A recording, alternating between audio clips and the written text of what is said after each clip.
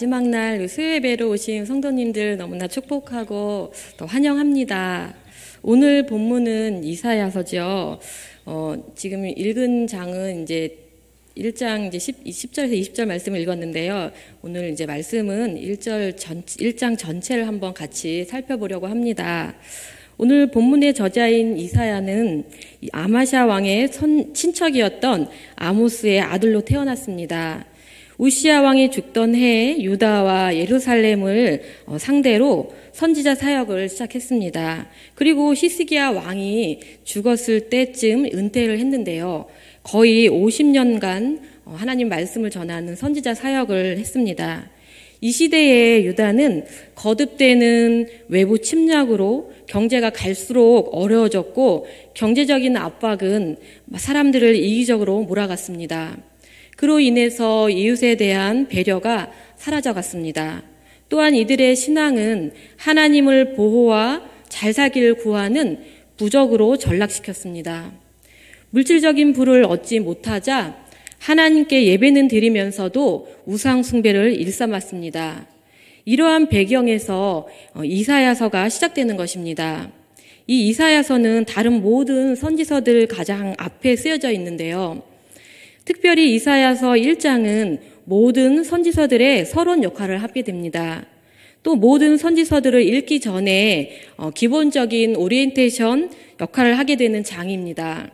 간단히 말하면 이사야 1장은 미니 선지서로 보면 될 것 같습니다.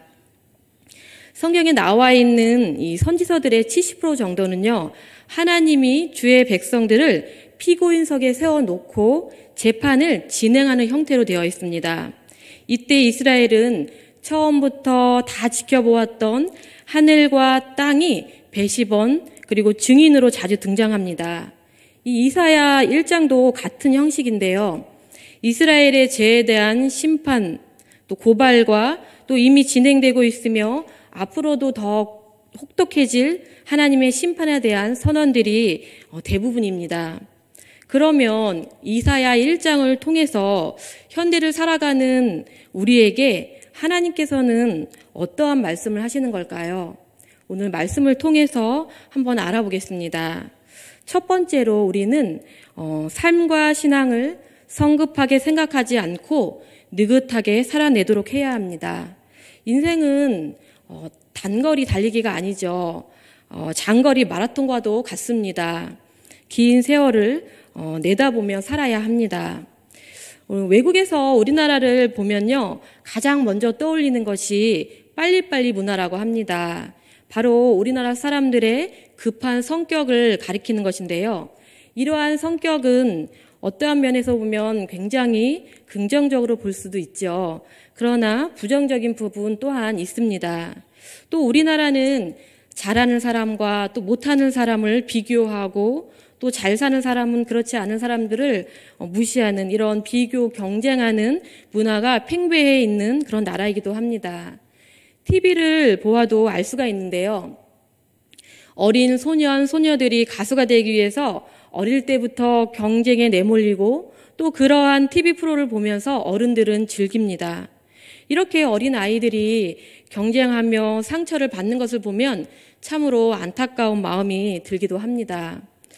신앙생활에 있어서도요, 이러한 급하고 또 경쟁적인 면을 보이기도 합니다. 신앙생활 하면서 뭔가 빨리 보이지 않으면 확 식어버리고 또 어떨 때는요, 서로 경쟁하듯이 신앙생활을 합니다. 그러나 신앙생활은 이런 것이 아니죠. 누군가와 비교하는 것도 아니고 또 뭔가를 빠른 시간 내에 이뤄내는 것도 아닙니다. 1절을 보면요, 오늘 읽지는 않았지만 1절에 보면 이사야의 그런 사역 기간에 대해서 나옵니다. 이 이사야 시대의 당시 사람들의 평균 수명이요, 한 40년 정도밖에 되지 않았다고 합니다. 이러한 점을 감안했을 때 이사야는요, 50년 동안 사역을 했습니다. 참으로 긴 세월을 살면서 사역을 했죠. 우리도 오랜 시간을 보내야 합니다. 짧은 사람도 있겠지만 보통의 수명을 생각하면 작년을 기준으로 보았을 때 한 40-50년 정도를 이상을 살아내야 합니다.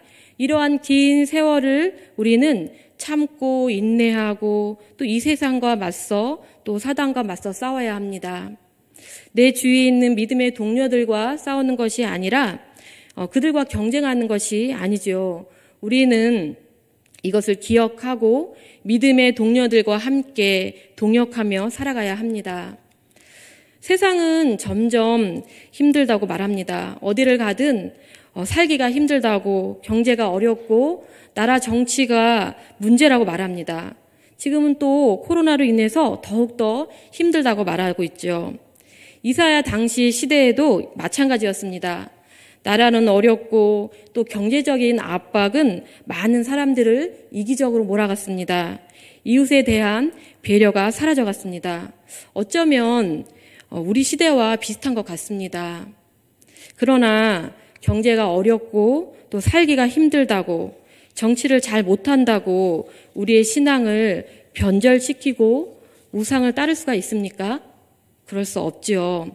이럴 때일수록 우리 믿는 자들이 본을 보이고 일어서야 합니다.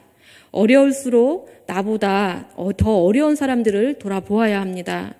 그래서 우리를 통하여서 그리스도의 향기가 흘러나가야 합니다. 기독교가 초창기에 빠르게 퍼져나갔던 것은요, 어려울수록 더 어려운 사람을 돌봤고 남들이 하지 못한 그런 일들을 우리의 믿음의 조상들이 했기 때문에 그렇습니다. 우리 그리스도인들은 달라야 합니다. 세상 사람들과 똑같이 행동해서는 안 됩니다. 시간을 길게 보아야 합니다. 당장 죽을 것처럼 행동하는 것이 아니라 멀리 내다보고 살아야 합니다. 느긋하게 이 세상을 살아내야 합니다. 지금 당장 힘들어도 하나님이 좋은 때를 주시겠지라고 생각하며 살았으면 좋겠습니다. 하나님은요, 반드시 좋은 때를 주실 것입니다. 우리가 살면서 한결같이 다 좋을 수는 없지요. 어려운 시절이 있으면 좋은 시절이 옵니다. 마음을 느긋하게 하셔서 하나님을 바라보시며 사시는 저와 우리 성도님들이 다 되시기를 소망합니다. 두 번째로 우리는 하나님이 진행하시는 재판에서 피고인석에 설 날이 다가오고 있음을 의식해야 합니다. 2절에서 3절을 보면 하늘이여 들으라, 땅이여 귀를 기울이라. 여호와께서 말씀하시기를 내가 자식을 양육하였거늘 그들이 나를 거역하였도다. 소는 그의 임자를 알고 나귀는 그 주인의 구유를 알건만은 이스라엘은 알지 못하고 나의 백성은 깨닫지 못하는도다 하셨도다. 아멘.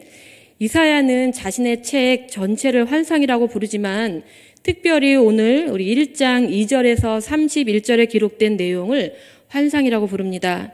선지자는 이 환상에서 법정의 재판장으로 서 있는 하나님을 보았습니다.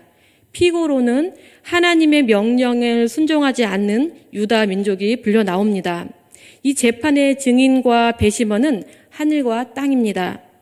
이 하늘과 땅은 처음부터 하나님이 이스라엘과 언약을 세우고 또 축복과 저주를 선언하실 때 증인으로 세웠기 때문입니다. 성경의 다른 곳에서도 이 하늘과 땅은 증인으로 종종 사용됩니다.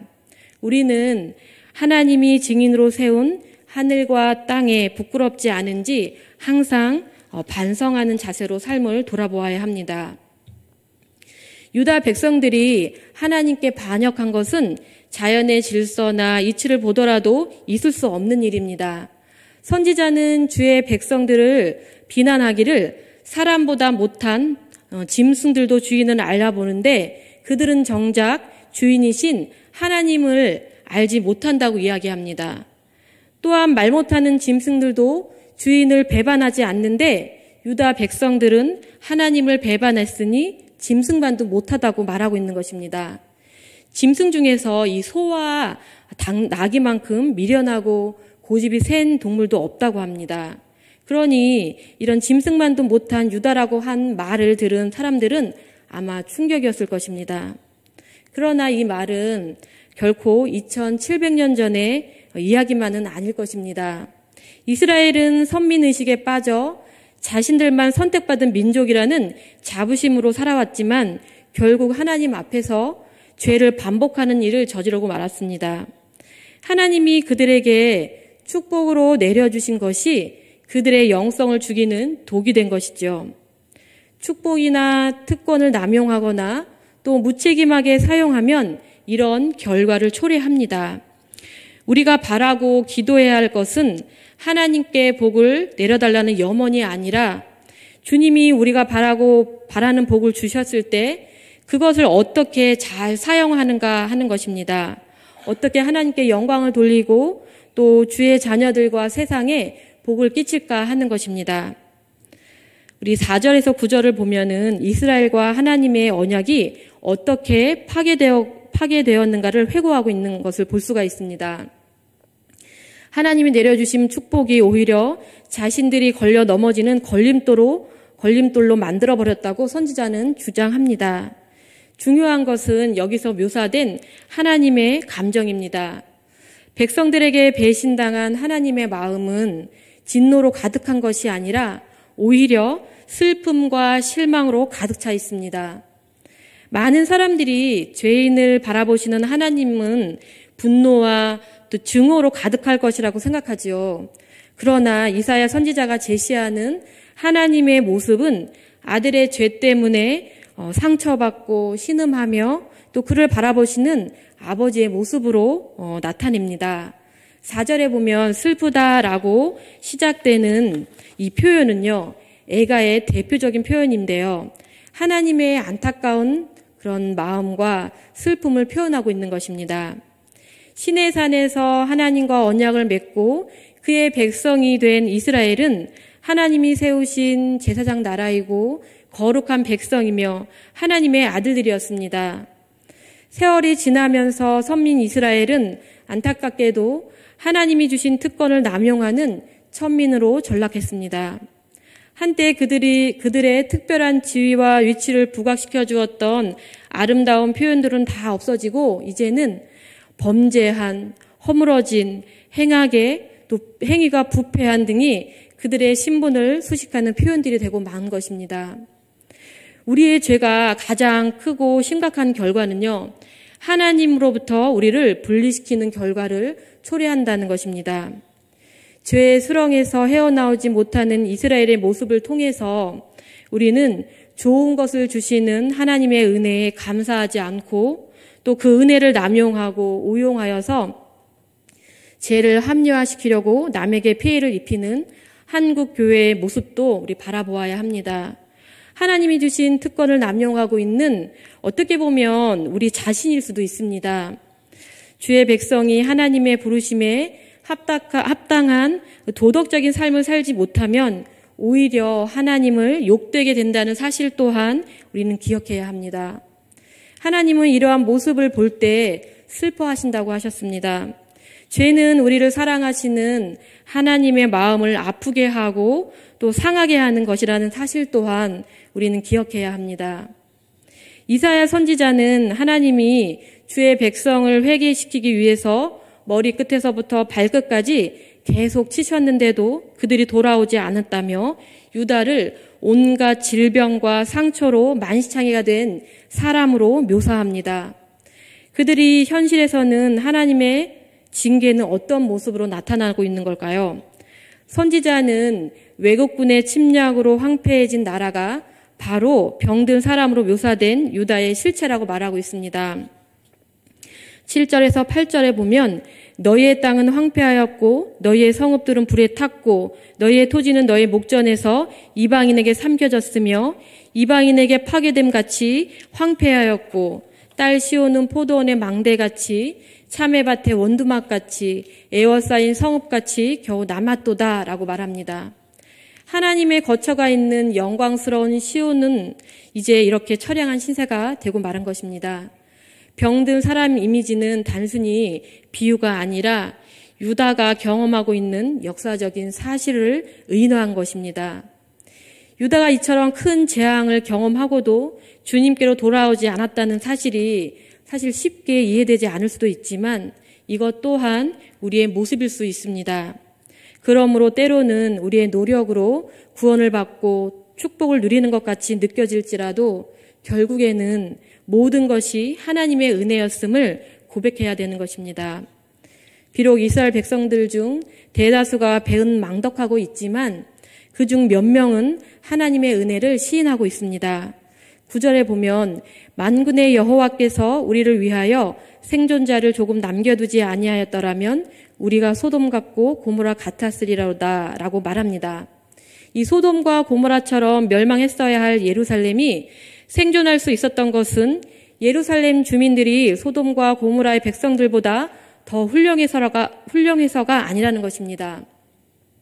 이 같은 사실을 강조하기 위해서 남은 자들은 유다의 생존자를 주신 분은 만군의 여호와, 능력에 있어서 비교할 자가 없는 위대한 분이라고 말하고 있습니다.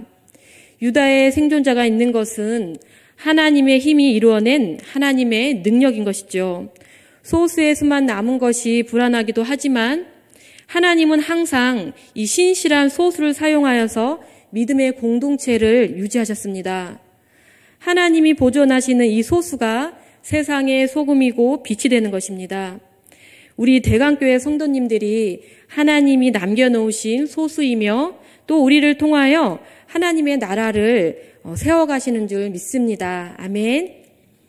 우리 세 번째로요. 우리는 주의 백성이 흔히 짓는 죄 세 가지를 반복하지 않으려고 노력해야 합니다. 어떤 죄일까요? 하나님이 이스라엘 백성을 죄의 길에서 돌이키게 하시기 위해 어떻게 하셨는지 회고를 합니다. 10절에서 31절까지 세 가지를 제시하는데요. 본질은 상실하고 형식만 남은 신앙생활을 지적합니다.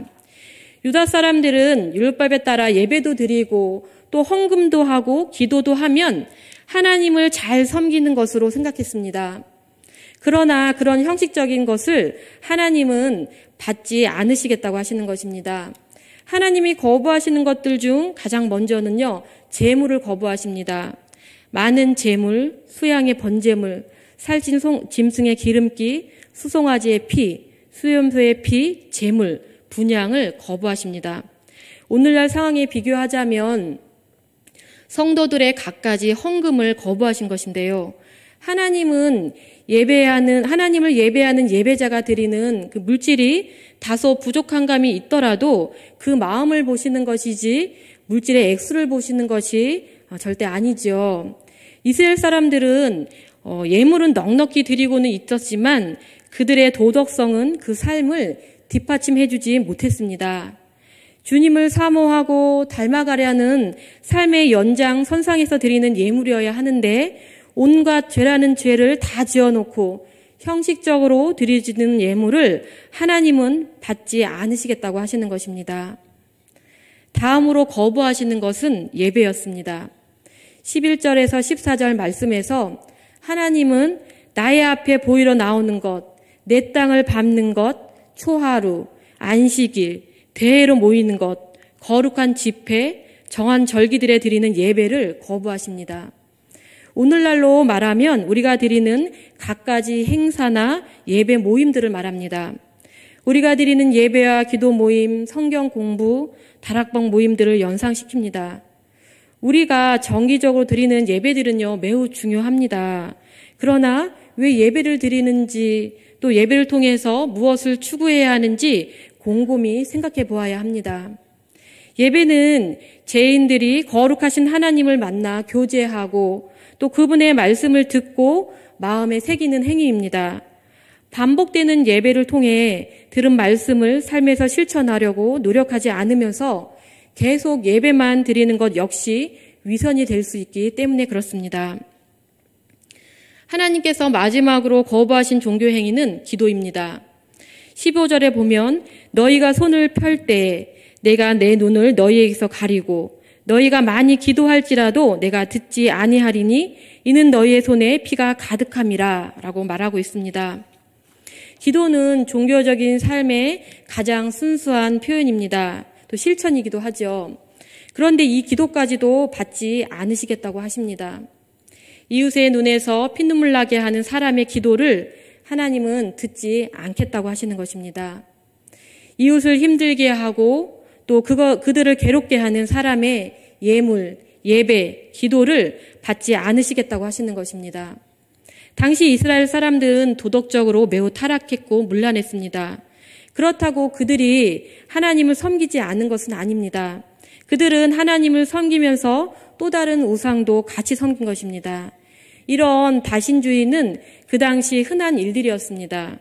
그러나 그럴지라도 이스라엘 백성들만은 오직 하나님만 섬겨야 했습니다. 하나님 한 분만 섬기지 않는 것, 이것이 그들이 잘못한 것입니다. 이제 16절, 17절에서 하나님이 원하시는 참 예배에 대해서 이야기합니다. 하나님이 기뻐하시는 종교 행위는 이런 것이라는 것을 선포합니다. 총 9개의 명령문으로 되어 있는데요. 16절에서 4개의 명령문은 이 순간까지의 삶을 반성하고 정리하라는 지난 과거에 대한 권면입니다. 스스로 씻어라, 스스로 깨끗하게 하라, 내 목전에서 악한 행실을 버리라, 악행을 그치라 라는 명령입니다. 또 17절에서는 이제는 이렇게 살아라 라는 미래를 바라보며 하는 명령문 5개를 선포합니다. 선을 배우라, 공의를 구하라, 학대받는 자를 도와주라, 고아를 위하여 신원하라, 과부를 위하여 변호하라 라고 명령합니다. 하나님께서 가장 기뻐하시는 것은 바로 선을 행하며 공평과 정의를 추구하며 약자들을 돌보는 것입니다. 이 같은 가르침은 이사야가 새롭게 이야기하는 것이 아니죠. 이스라엘이 하나님과 언약을 맺고 또 그의 백성이 된 이후 그들이 경험한 수많은 역사적 사건과 계시를 통해서 확인된 진리입니다. 이제는 그러나 그들이 이런 진리대로 살지 못한 것이죠. 이제는 하나님이 원하시는 진리대로 살아가야 한다고 이야기하고 있는 것입니다. 우리가 끊임없이 선을 행하면 세상에서는 하나님의 공의와 정의가 흘러 넘칠 것입니다. 공평과 정의가 지배하는 세상이 되면 고아와 과부 등 사회의 약자들이 방치되지 않을 것입니다. 이것이 하나님이 원하시는 세상입니다. 우리가 예수님 믿고 천국 가는 것도 굉장히 중요하지요. 정말 중요합니다. 그렇지만 우리가 살아가는 동안에 우리가 어떻게 살아가야 하는가 또한 매우 중요합니다. 이사야는 하나님이 뜻에 따라 살아가는 것은 복잡한 것이 아니라고 말하고 있으며 이것은 어린아이들도 이해할 수 있는 단순하고 또 명료한 것이라고 선언합니다. 사실 우리를 향하신 하나님의 뜻을 몰라서 우리 주님의 뜻대로 살지 않는 사람은 없을 것입니다. 대부분 알면서도 그분의 뜻대로 살지 못하는 것이 현실입니다. 오늘날 많은 사람들이 복음을 거부하는 이유 또한 복음이 너무나 간단하고 단순해서 세상의 복잡한 문제들을 해결할 수 없을 거라고 생각하는 것입니다. 성경에도 이러한 예가 나와 있는데요. 문둥병을 앓았던 시리아 장군 나아만이 병을 치료하고자 이스라엘의 선지자 엘리사를 찾아갑니다. 그러나 엘리사는 만나주지도 않고 종을 통해서 요단강에 들어가서 7번 씻으면 나을 것이라는 이야기만 했습니다. 그러나 나아만 장군은 너무나 간단하고 보잘것없는 이 치료 방법이라 치료될 수 없을 거라고 생각했습니다. 그의 생각에는 자신이 앓고 있는 병은 엘리사 선지자가 제시한 단순한 해결책으로는 결코 치유될 수 없는 매우 크고 복잡한 문제라고 생각했던 것입니다. 기독교가 추구하는 진리와 삶은 어린아이들이라도 충분히 실천할 수 있는 단순 명료한 면을 지니고 있습니다. 복잡한 것이 절대 아닙니다. 우리는 이것을 알고 하나님의 단순한 명령이라도 순종하는 믿음을 보여야 합니다. 다시 본문으로 돌아가서요. 18절, 20절에 보면 하나님의 간곡한 초청에 응하는 자에게 2가지 약속이 주어집니다. 하나는 그들의 죄가 주홍같이 진할지라도 하나님의 그들의 죄를 모두 용서하시고 눈처럼 희게 하실 거라고 말한 것입니다. 하나님은 세상에서 가장 흉악한 죄라도 눈에 띄지 않게 덮어 용서하시는 분입니다. 그러므로 세상에서 주님의 용서를 받을 수 없는 죄는 없습니다. 우리가 회개할 때 주님은 반드시 용서해 주십니다. 또 한 가지 약속은 하나님께 돌아오면 그들은 땅의 가장 좋은 소산을 먹게 될 것이라고 말합니다. 표면적으로는 매우 평범한 축복의 약속의 말씀처럼 보이지만 이건 이것은 매우 파격적이고 의미심장한 약속입니다. 이스라엘이 회개하고 하나님께 돌아온다면 그것은 그들은 끌려가지 않고 이 땅에서 영원히 살 수 있는 기회가 여전히 있다는 것을 암시하는 것입니다. 하나님은 많이 참으시고 지금도 기다리시고 계십니다. 주의 자녀들이 돌아오기를 오래 참으시고 인내하시며 기다리십니다. 우리도 아직 남아있는 기회를 잘 살려야 합니다. 죄를 회개하는 사람에게는 아직도 하나님의 용서와 축복을 누릴 기회가 있는 것입니다. 마무리를 해보겠습니다. 이사야 1장을 통해 하나님께서는 유다가 왜 그렇게 두들겨 맞고 있는지 그 이유에 대해서 말하고 있습니다. 그들이 하나님을 믿지 않아서가 아니죠. 하나님을 믿었지만 하나님을 단순히 자신의 이익을 위한 부적처럼 믿는 것입니다. 두들겨 맞으면서도 그들은 그 이유를 모르고 있습니다. 그들은 하나님께 예배를 한다고 성전에 들어가지만 하나님께서 원하시는 예배가 아닌 형식적인 예배만 드리고 있습니다. 단순히 성전 뜰만 밟고 가는 것이었죠. 삶 따로 예배 따로 드리는 삶과 예배의 불일치를 보여주고 있는 것입니다. 이러한 상태에서 드리는 예배, 예물, 기도는 하나님께서는 받지 않으시겠다고 하시는 것입니다. 하나님은 형식적으로 드리는 예배가 아니라 진정으로 드리는 예배를 받으십니다. 그것은 주일에 드리는 예배만을 말하는 것은 아니지요. 우리의 삶 전체가 하나님께 드리는 예배가 되어야 합니다. 하나님이 원하시는 삶이 무엇인가를 다시 한번 생각해 보아야 합니다. 오늘 본문에서는 하나님께서 순종하며 약자들을 돌보는 삶을 이야기합니다. 또 착하게 사는 삶을 이야기합니다. 정직하게 살라고 말씀하고 있습니다. 이렇게 살아가며 드리는 예배, 예물, 기도를 하나님께서는 받으십니다. 앞으로 남아있는 그 삶 앞에서 우리는 느긋하게 하나님께서 원하시는 삶으로 넉넉히 살아내야 합니다. 빠른 세상 속에서 살아가고 있지만 그것에 휩쓸리고 또 그것들을 쳐다보는 것이 아니라 하나님의 안에서 하나님을 바라보고 하나님이 원하시는 그 삶을 살아가야 합니다. 우리는 완전하지 않지요. 때로는 넘어지기도 하고 또 낙심할 때도 있습니다. 하나님은 우리의 이러한 모습을 너무나 잘 알고 있습니다. 우리보다 우리를 더 잘 알고 계시는 분이 하나님이시죠. 완전하지 않다는 거 너무나 잘 알고 있습니다. 그래서 사랑이 많으시고 또 인자가 많으신 하나님은 오래 참으시고 또 하나님께서는 기다려 주십니다. 우리가 다시 일어나 걸을 때까지 기다려 주십니다. 지금 넘어져 있는 상태라면 다시 일어나 걸어가십시오. 하나님께서는 반드시 손잡아 주시고 또 안아 주실 것입니다. 우리 마지막으로 미가서 6장 6절에서 8절 말씀을 같이 읽고 말씀을 마치겠습니다. 우리 한번 한 목소리로 같이 읽겠습니다. 시작. 내가 무엇을 가지고 여호와 앞에 나가며 높으신 하나님께 경배할까? 내가 번제물로 일련된 송아지를 가지고 그 앞에 나갈까? 여호와께서 천천의 순양이나 만만의 강물 같은 기름을 기뻐하실까? 내 허물을 위하여 내 맏아들을 내 영혼의 죄로 말미암아 내 몸에 열매를 드릴까? 사람아, 주께서 선한 것이 무엇임을 내게 보이셨나니 여호와께서 내게 구하시는 것은 오직 정의를 행하며 인자를 사랑하며 겸손하게 내 하나님과 함께 행하는 것이 아니냐? 아멘. 하나님께서 원하시는 삶을 사시는 저와 우리 성도님들이 다 되시기를 소망합니다. 기도하겠습니다.